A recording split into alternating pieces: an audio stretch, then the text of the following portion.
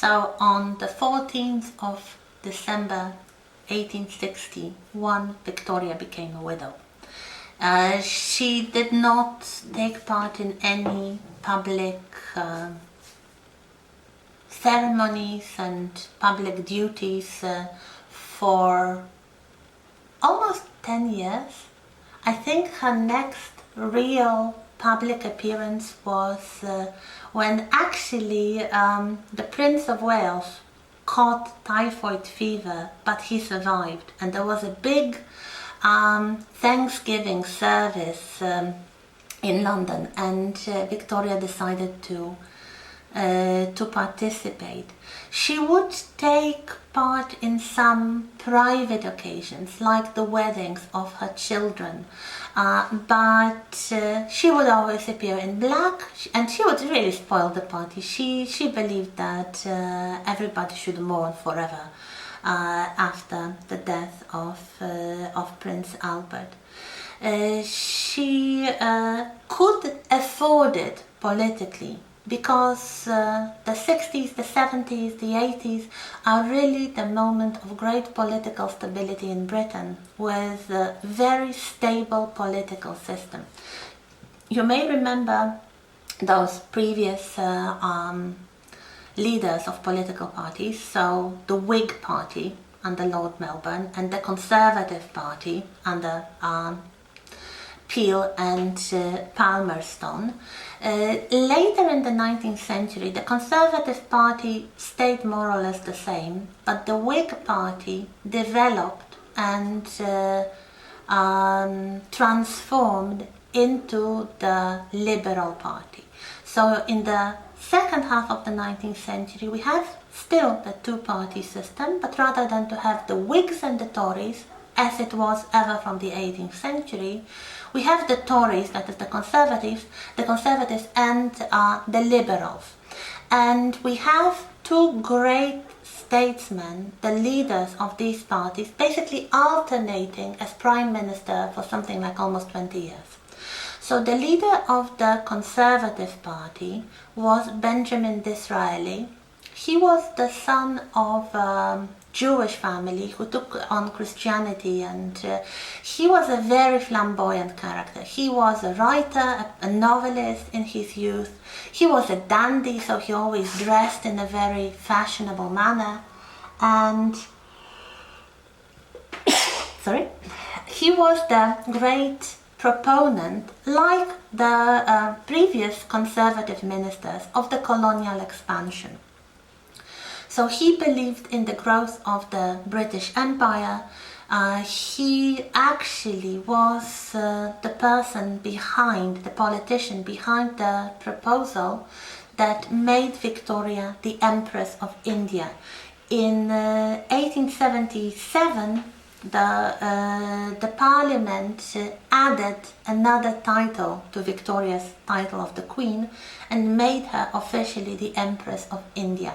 She needed to be Empress of something because her eldest daughter Victoria was already the Empress of Germany, so they really needed to make Victoria more important than her daughter. So they wanted to make her an Empress of something, and they decided that the best thing to do was to make her the Empress of India. So, like the ruler over those princes and kings on the Indian subcontinent. So that's Benjamin Disraeli, the proponent of the British Empire. His great rival was the leader of the Liberal Party, William Gladstone.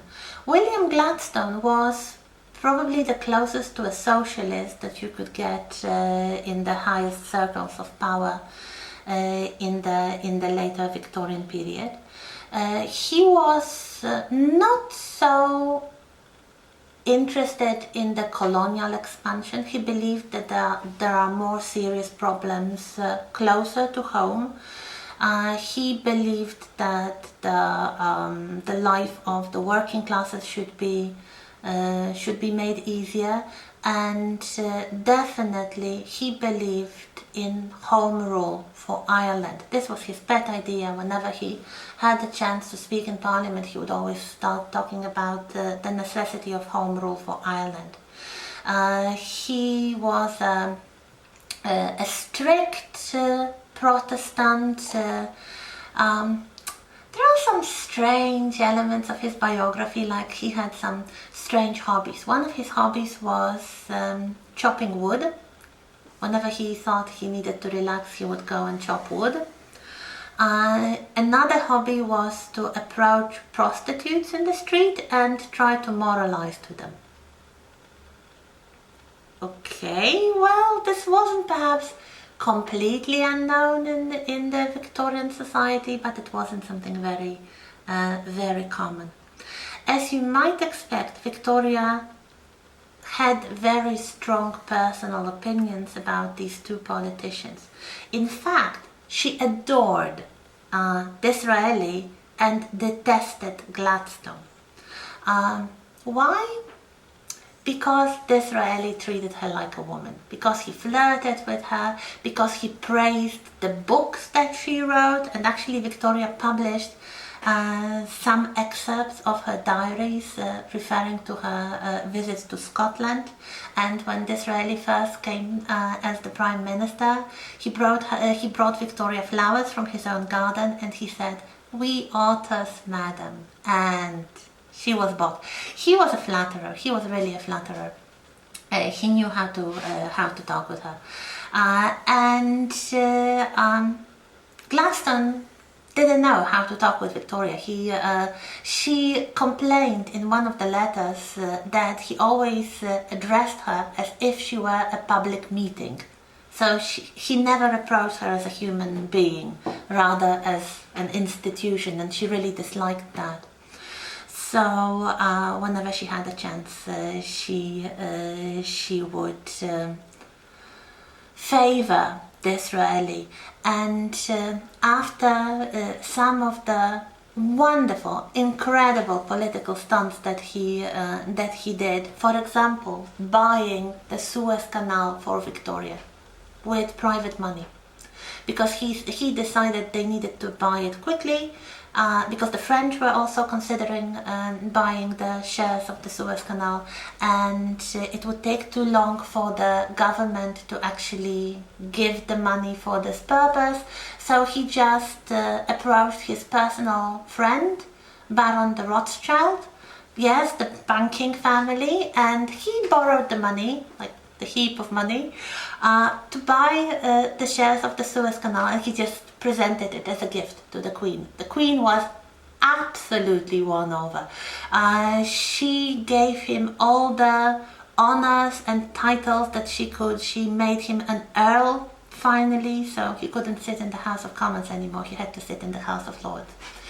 And with Gladstone, he was never even given the knighthood. He was never even Sir William Gladstone. He was just Mr. Gladstone, because she blocked all the attempts to give him official recognition. She didn't like him. There were some moments when they actually clashed politically. Probably the worst one was over General Gordon. Do you remember General Gordon from Sienkiewicz w pustyni I w puszczy? Yes, the story, for those of you who are not Polish, the story by a Polish Nobel laureate novelist in a desert and in the jungle, or something like that. About two kids, a Polish boy and an English girl, who are stranded in the desert, and at one point they witness the head of General Gordon being displayed in one of the cities, the city of Khartoum. And General Gordon was the hero of the British Empire. We'll talk about him probably a bit more when we talk about the British Empire itself.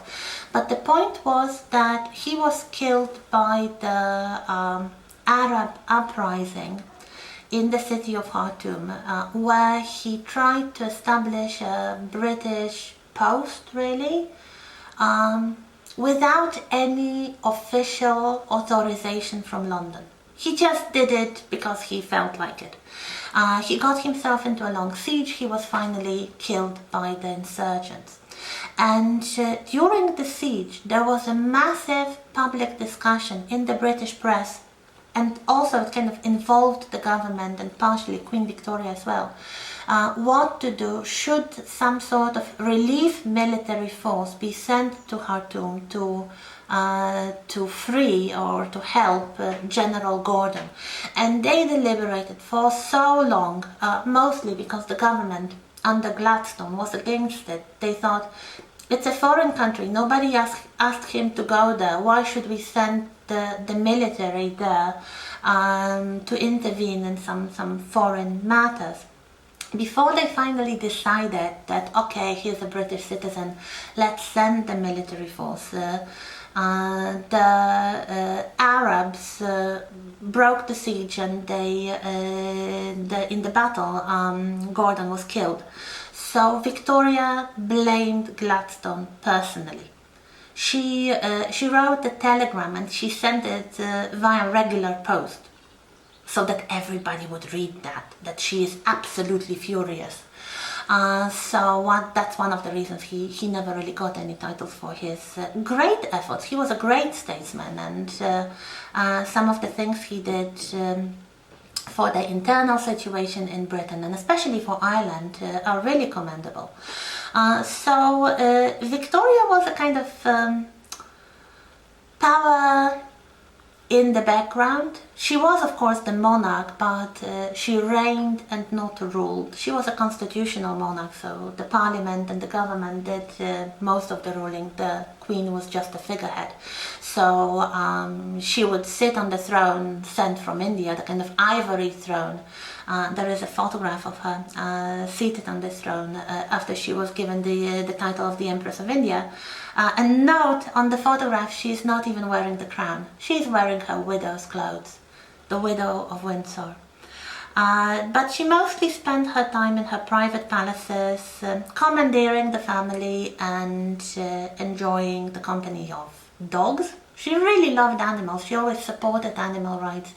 And she supported many organizations in favor of animal rights, and here we have a photograph of Victoria as a widow with one of her favorite dogs. She had many, even from the time when she was a teenager.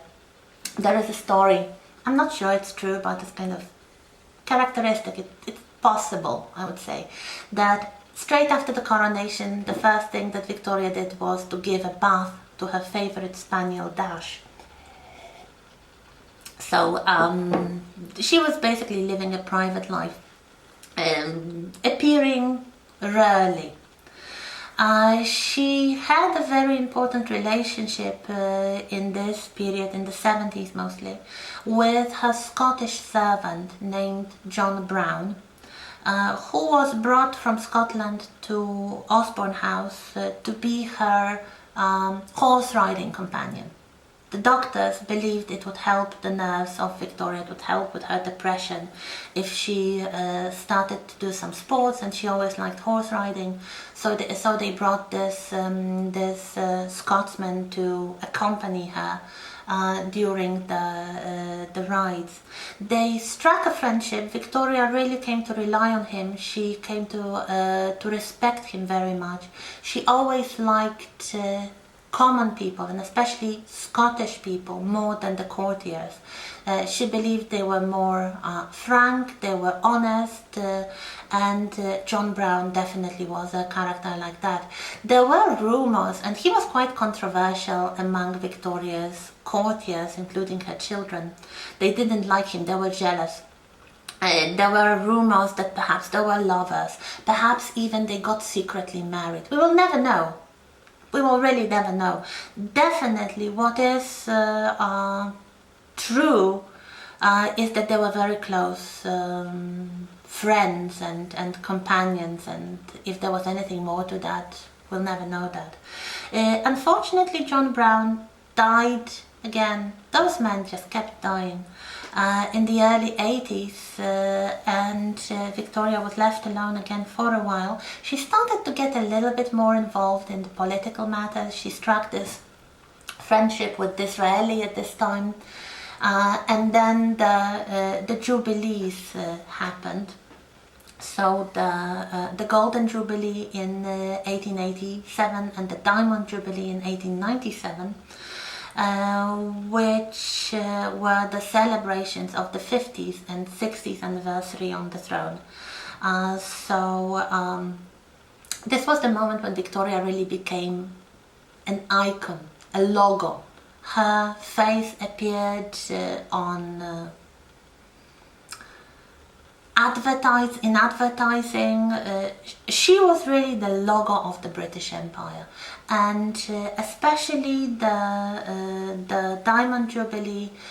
One of the most important celebrations was a massive military parade in London with troops from all over the empire wearing exotic uniforms and looking incredible, looking exotic and fascinating, and everybody loved that.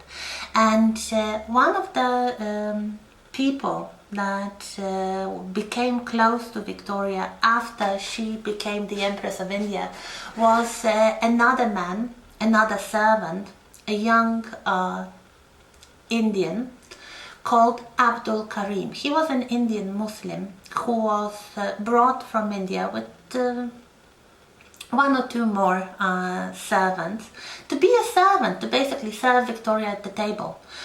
She decided that she was the Empress of India, so she wanted to have some Indian servants, so some people were hired and brought to England. And quite unexpectedly she struck a friendship with this young handsome Indian, so much so that he became, unofficially of course, her advisor in colonial matters, her companion, her closest confidant, and also the teacher, the language teacher. So she decided, being an elderly lady, to learn one of the languages of India, and she asked Abdul Karim to teach her. And there are apparently some notebooks and diaries that she kept in the Urdu language. This was probably the last important man in her life. Again, disliked by her family, who were very jealous, disliked by the government, who were also quite uneasy about this foreigner, upstart, a colonial subject.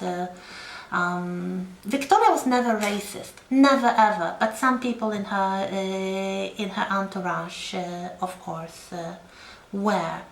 So after Victoria died in Osborne House on the 22nd of January 1901, and Edward VII took the throne, Abdul Karim was packed off and sent back to India.